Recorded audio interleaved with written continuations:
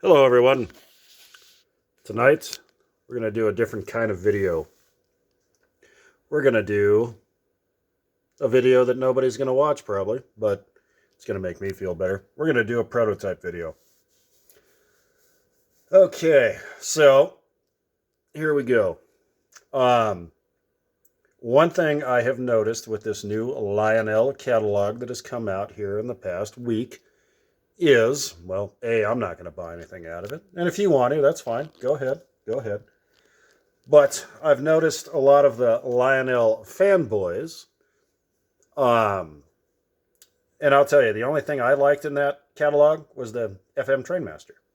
But a lot of the Lionel fanboys were complaining about it. It's an ugly locomotive. It looks like a brick. Yada, yada, yada, yada. Well, good for you. We all have our opinions. Well, I'm going to tell you what makes the FM Trainmaster a pretty unique piece, not only in Lionel's history, but also in prototype history. Okay? First off, in the Lionel post-war era, the FM Trainmaster is by far the best diesel they produced. Okay? It never changed. It never cheapened. Nothing. Always had the same drivetrain. Not like the never lost details. Not like the the F3s and the GPs and all that other crap that they made. And it's not crap. You know what I mean. But it stayed true to its roots, and it's one of the best diesels they ever made. And it'll pull your house down. So I like it. So what makes it historic, in my opinion, in prototypical history is what it did. Okay? H2466. All right? Hood unit, 2,400 horsepower, 6 axles, 6 traction motors. Anybody tells you that the 66 means 66 feet, they're wrong. It just happens to be 66 feet. This is a Southern Pacific SD9, EMD SD9. We are going to pretend this is an EMD SD7 because the SD7 was out in 1953. The SD9 did not come out until 1954. FM Trainmaster came out in 1953. It was designed to compete against locomotives like this. Okay? So here's where we go. All right. These are both two-cycle combustion, meaning they are two-stroke diesels. Okay? Basically, that means every stroke is a power stroke. Alco and Baldwin were four-cycle diesels, hence why they were turbocharged. Early in the development of these diesels, they did not use turbocharging because it was kind of hard to, in a two-stroke, it's kind of hard to use. Later, GM figured it out with kind of a centrifugal gear-driven turbocharger in later years that debuted on the GP20 and the SD24. But we're going to talk about how these two guys are roots supercharged. Okay? All right. So the SD7 was 1,500 horsepower. That was the EMD 567. What that designation means, 567 cubic inch displacement for each cylinder. This was a V16, made 1,500 horsepower. The Fairbanks Morse used their opposed piston diesel engine, which is quite radical and quite interesting in my opinion. This thing, using 12 cylinders, made 2,400 horsepower. So, with a root supercharger and two-stroke combustion, just like the EMD. So, mathematically think about that. So this guy, 2,400 horsepower, 12 cylinders. 200 horsepower per cylinder. 16 cylinders, 1,500 horsepower. That's what? Oh, go back to my math nerd days, and keep in mind I'm not using a calculator because I'm holding my calculator. What is that? 94 horsepower per cylinder, 93 and a half, 93 and a quarter, somewhere in there. Anyway, this thing was massive compared to this. Absolutely massive. I think at the time, and keep in mind, these are single motors, okay? Not like an EMD, E7, E8 that had two motors. Baldwin Centipedes had dual motors within the one body. These are single motors, okay? Single motors. The opposed piston to me is very cool. You have two crankshafts, one at the top of the engine, one at the bottom of the engine, and two pistons per cylinder. There was no cylinder head. So, very unique, very unique.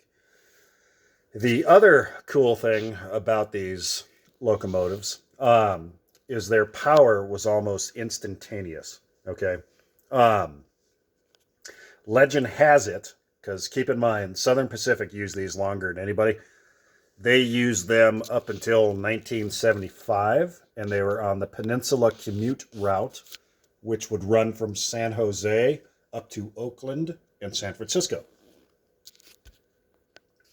Legend has it that these guys, with 4 to 5 of those bi-level passenger cars, which I did pre-order and we will do a review on when I get them, could produce neck-snapping acceleration.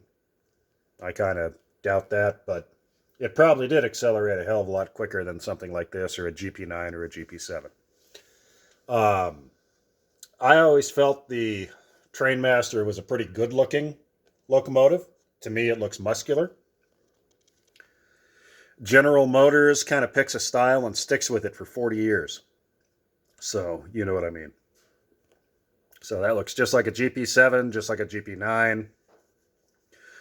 Once the hood came down, they looked the same up until the 90s. So GM isn't exactly known for their styling changes. In GE, the same thing. I think the only good-looking General Electric locomotive is the U-25B. Any of the other U-boats, or even up into the Dash series, they just look like an Alco that got punched in the nose. They really do. And then don't even get me started on these ES things. That's the ugliest friggin' diesel out there, but everybody likes them. Same thing here. GM used these trucks from the 50s up until 1971 or 72, I can't remember, whenever the Dash series came out and they introduced the high adhesion trucks. So, GM is not really known for making changes, but that's okay. If it works, why mess with it? But anyway, I just think the little details here, like look how much cooler the trucks look on the Fairbanks Morse. I don't know. It's just irked me a little bit when people were saying how ugly this thing is when I don't know. Do you know the guy that originally designed the GP7? I don't know his name. It's some GM styling guy. He designed it so no railroad would want to put it on. He basically said he was going to design a locomotive so ugly no railroad would want to stick it on their main line. Meaning they mainly were sticking to the styling of the car body diesels, F3s, E-Series, stuff like that. So he decided, and let's pull one out here because I happen to have one sitting here. Here's a GP9. I know the GP7 looks very similar. So he felt that this thing was so ugly, no railroad would want to put it on their main line. Do you think he was wrong about that? Seeing how the GP9 is one of the best-selling locomotives in history, but whatever. But yeah, that's just my little rant there. I don't know. It offended me a little bit when everybody was saying how ugly a Trainmaster was. Your GM stuff's ugly because it all looks the same. All right, sorry. I've always been a fan of the oddballs. I like Fairbanks Morse. I like Baldwin. I like Alco. Alco is by far my favorite diesel manufacturer. Um,